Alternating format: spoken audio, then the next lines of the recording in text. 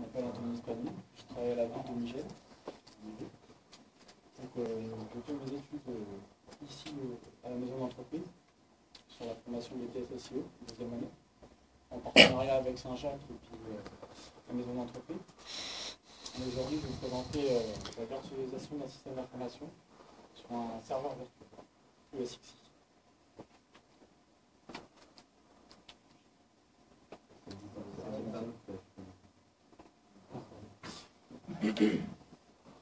Donc, quelques chiffres d'abord sur la mairie.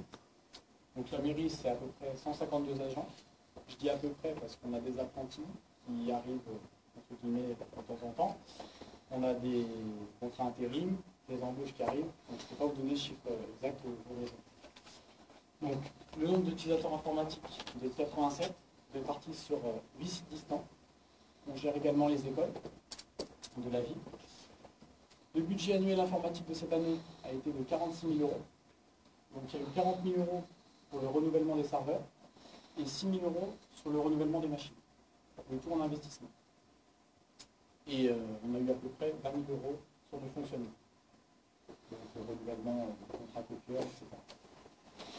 La ville de Migène, c'est environ 7 343 habitants. Je vous donne toujours des chiffres environ parce qu'il y a des entrées et des sorties qui ne peuvent pas vous les donner au jour d'aujourd'hui actuellement. Donc, la mairie de Migène a pour but principal d'offrir, de rendre un service à ses administrés via des services en interne, donc de la comptabilité, des finances, des ressources humaines pour proposer des emplois, un état civil, des papiers d'identité et autres, et d'autres services comme le service des ateliers municipaux, l'urbanisme pour aménager la vie. On est dans un service public. Pour faire des achats, on ne peut pas les faire comme ça, tête baissée. Il faut partir sur des marchés publics à partir d'une certaine somme. Là, on a un budget de 40 000 euros pour renouveler nos serveurs. Ça implique qu'on peut passer par une plateforme de marché public qui s'appelle Ouya. Si les budgets auraient dépassé plus de 50 000 euros, il aurait fallu mettre de la mise en concurrence avec un marché public au minimum 3 devis pour 3 entreprises, etc.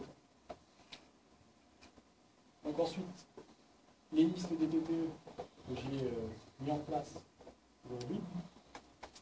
Donc dans un premier temps, le développement d'une architecture virtuelle sous VMware ESXi, la mise en place d'un serveur DNS sous Windows Server 2000, la mise en place d'un serveur mandataire avec filtrage de contenu sous une appliance qui s'appelle IPCOP, la mise en place d'un réseau de stockage SAN en liaison avec l'ESXi,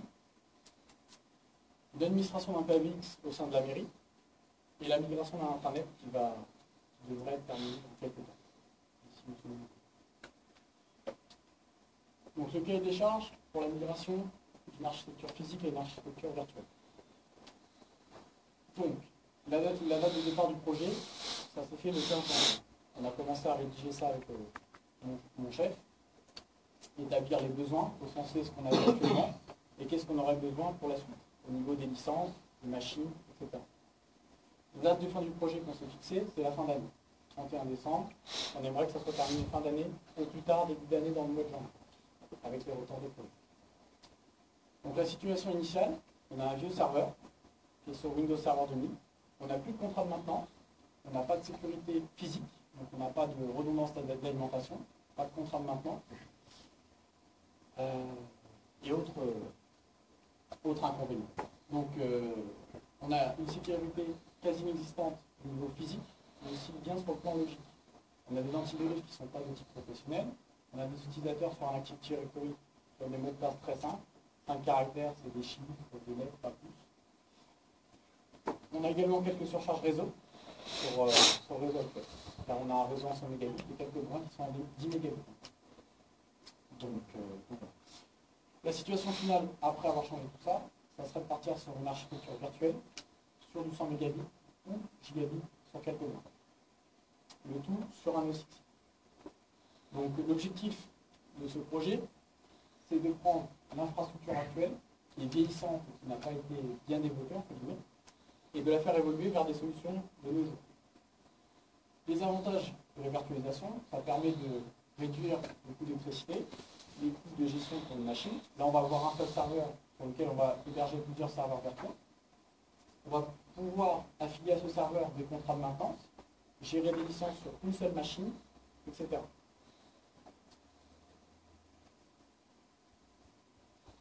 Donc, la synthèse des étapes pour la réalisation de ce projet a été la mise en place d'un cahier des charges. Donc, les sauvegardes, vous pouvez définir, que ce soit sur les sauvegardes d'un ESX, des données propres à réutiliser, les prérequis des machines pour accueillir le SXI, etc. Ensuite, il y a eu la recherche de solutions. Donc, il faut savoir qu'au jour d'aujourd'hui, il y a plusieurs constructeurs et développeurs qui proposent ça. Vous avez VMware,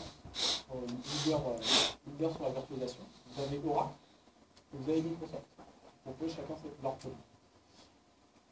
Donc, on a fait des tableaux comparatifs, on a regardé les solutions qu'on pouvait avoir et des audits. Donc ensuite, après avoir choisi une solution, on a fait une phase de test, recette de solutions, le tout sur des maquettes, sur un réseau isolé, du réseau de production. Ensuite, nous avons mis en place un marché public et l'étude de solutions avec différents fournisseurs. Ensuite, nous avons fait la réception du matériel et l'installation. Suite à ça, on a eu quelques petits soucis avec de la fibre optique pour interfacer le SAN avec le SXI.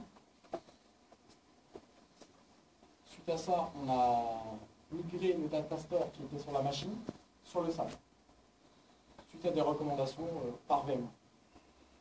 Et la production a démarré le 17 octobre avec un logiciel de. Donc là, c'est une photo de l'AB, comment on l'a monté au fur et à mesure. Donc vous avez l'écran, un switch de secours. Juste en dessous, vous avez le SXI. Juste en dessous, vous avez la souris, vous avez le SAN sur lequel les machines virtuelles sont hébergées. Et juste en dessous, vous avez l'onduleur pour protéger l'eau. Voilà. Donc là, un petit comparatif de solutions avec les critères d'importance. Donc on a visé les critères à 65% sur le prix, 15% sur la technologie et 20% sur le support. Donc là, vous avez trois constructeurs, comme je vous disais tout à l'heure. Vous avez Microsoft, VMware et Oracle. Nous, on s'est basé sur VMware pour le principe que nous n'avons plus de limite de création de VM. Sur un ancien système de licensing, on était limité à tant de VM pour tant de licences. VMware a changé leur système de licensing et ils sont partis sur tant de VM pour telle tranche de mémoire sur une machine. Donc là, vous avez un comparatif sur les supports, ce que chaque constructeur propose, la technologie qu'il utilise et le prix. Donc on est parti sur un ESXi parce que ça nous représente un prix qui est relativement abordable. On a une communauté VMware qui est derrière très soutenue, donc sur le site et sur les supports d'appel, donc le support en ligne, le support du technicien, et également énormément de documentation faite par le constructeur. On n'a pas pris par exemple Microsoft ou Oracle, car on avait dans les contrats de licence des limites sur tout ce qui était les prix au niveau des licences. Comme je vous disais tout à l'heure, VMware ne se limite pas à tant de VM pour une licence. C'est par tranche de mémoire vive. Alors que chez Microsoft, vous avez des prix qui sont entre 0 et 5 000 € pour des licences par VM. Après, si on veut des VM limités, il faut partir sur des licences data center qui ne sont pas envisageables pour la mairie musée. Donc voilà.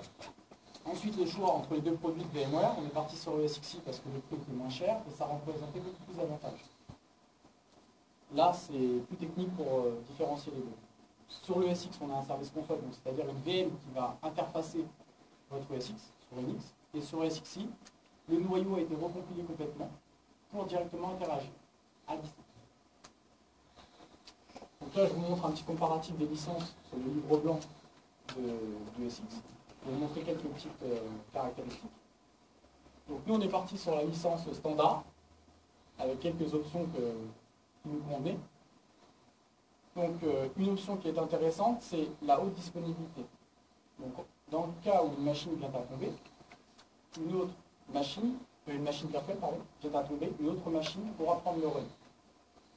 Cet avantage-là est bien pour la mairie de Mivium. On pourra avoir d'autres avantages, comme la tolérance de faute, tolérance de panne,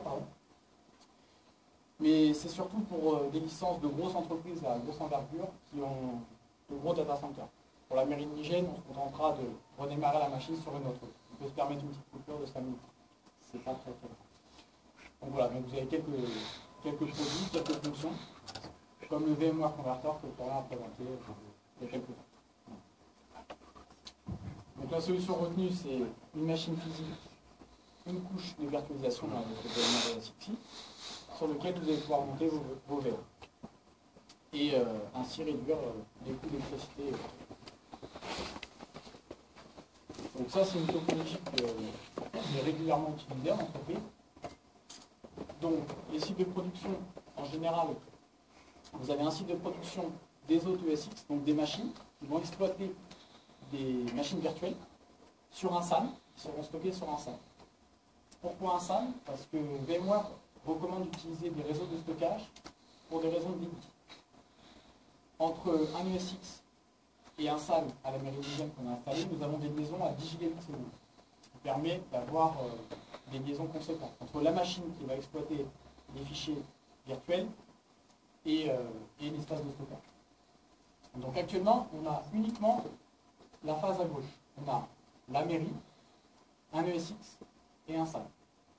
Et dans l'année 2013, en fin d'année là, actuellement, on est en train de préparer le budget pour ramener une solution d'équilibrage et de sécurité pour avoir un deuxième ESX et un deuxième SAN. Voilà. Donc ça, c'est ce qu'on a prévu pour l'année prochaine. On n'a pas pu acheter tout en même temps. On n'avait que 40 000 euros de budget. Donc sur les 40 000 euros de budget, vous avez vu quelques chiffres tout à l'heure sur la SXI, c'était 2500 euros, 3000 euros. Mais ce qu'il faut savoir, c'est qu'il faut également les cartes fibres, il faut les licences Microsoft, les licences Oracle pour nos logiciels et notre infrastructure existante. Et on va faire une migration complète. Donc voilà. Si vous avez des questions, je vous répondrai avec plaisir.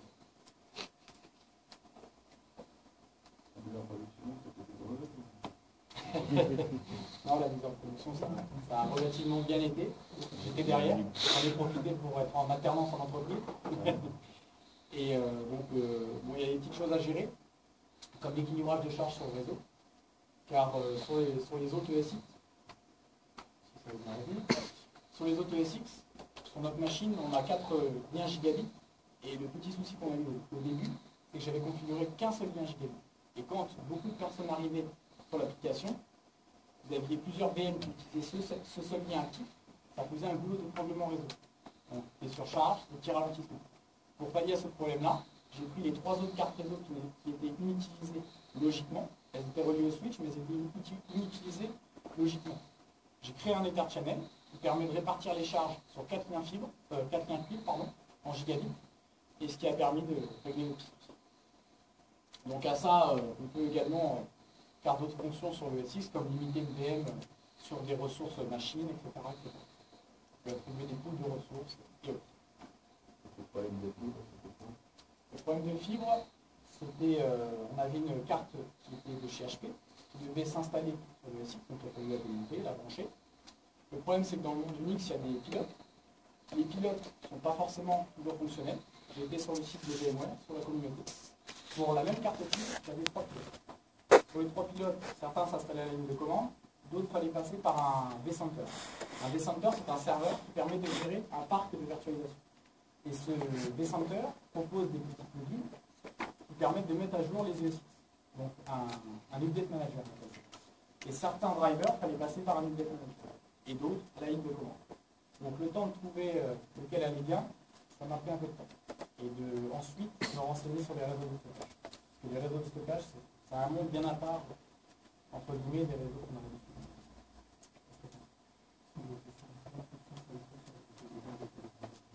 Voilà. C'était la contrainte, entre guillemets, du choix de SX.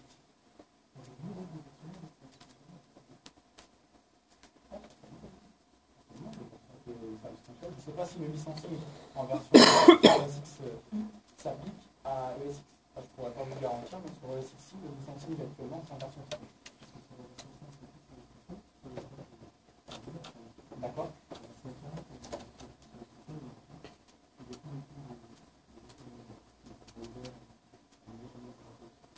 D'accord.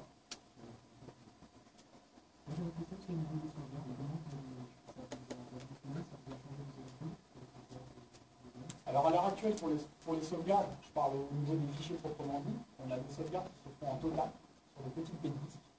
Donc ce qui nous permet, si la veille, enfin aujourd'hui, une femme de notre service perd quelque chose, un homme, ça peut arriver, perd un fichier, on peut le récupérer tout de suite. On a des sauvegardes comme si on avait son CV, copier-coller, terminé. Pour les sauvegardes d'une architecture virtuelle, il a fallu prendre deux notions. C'est les snapshots dans un premier temps, une sauvegarde sur un moment temporel, entre guillemets, et la sauvegarde complète du data store. Donc,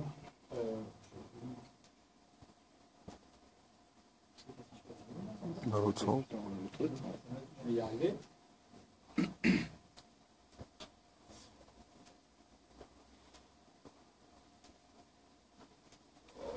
Donc sur le licensing, ce qui est intéressant avec VMware, c'est qu'il propose un produit gratuit pour faire les sauvegardes, qui est VMware Data Recovery.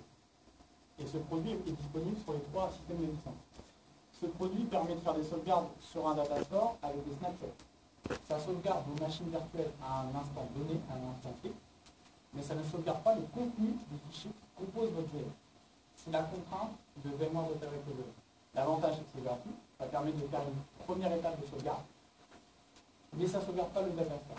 Pour la seconde étape, on a eu plusieurs devis avec plusieurs intervenants, dont vous-même, pour BIM, et d'autres solutions de sauvegarde qui permettent de sauvegarder tout le contenu du data store. Sur Internet, j'ai également trouvé chez la communauté VMware des petits développeurs qui ont fait des scripts en Bash, sur Linux, qui permettent de sauvegarder le contenu d'un data store en scripting.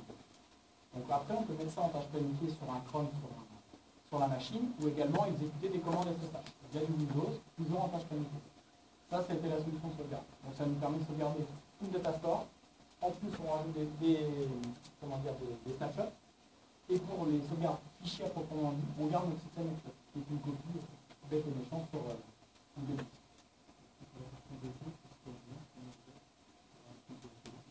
Pour l'instant, on n'a pas encore pensé dessus parce qu'on est sur un ancien domaine.